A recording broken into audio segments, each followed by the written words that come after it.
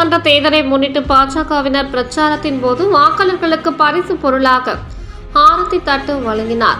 கரூர் நாடாளுமன்ற தேர்தலை முன்னிட்டு பாஜக சார்பில் அண்ணா நகர் பகுதியில் பிரச்சாரம் மேற்கொண்ட பாஜக வேட்பாளர் செந்தில்நாதனை வரவேற்க பொதுமக்களுக்கு பரிசு பொருளாக ஆரத்தி தட்டு வழங்கினர். அப்பொழுது பொதுமக்கள் முந்தி எடுத்துக்கொண்டு தட்டு பெறுவதற்காக சண்டை போட்டனர்.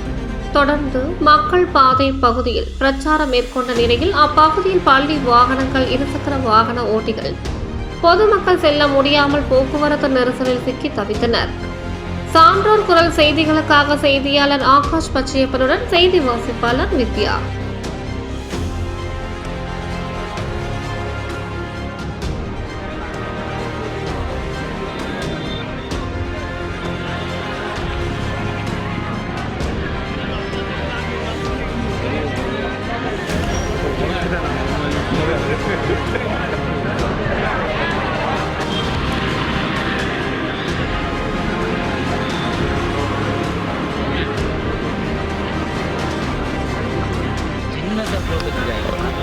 அதையும் சேர்த்து கொடுக்குறாங்க, ரெண்டையும் சேர்த்து கொடுக்குறாங்க, தட்டு கொடுக்குறாங்க.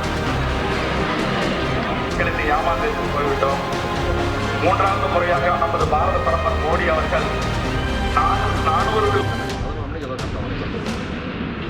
50 ஆண்டு காலம் திராவிட ஆட்சி வெற்றி தாமரை சின்னத்தில் வாக்கு செய்து வருகிறார்.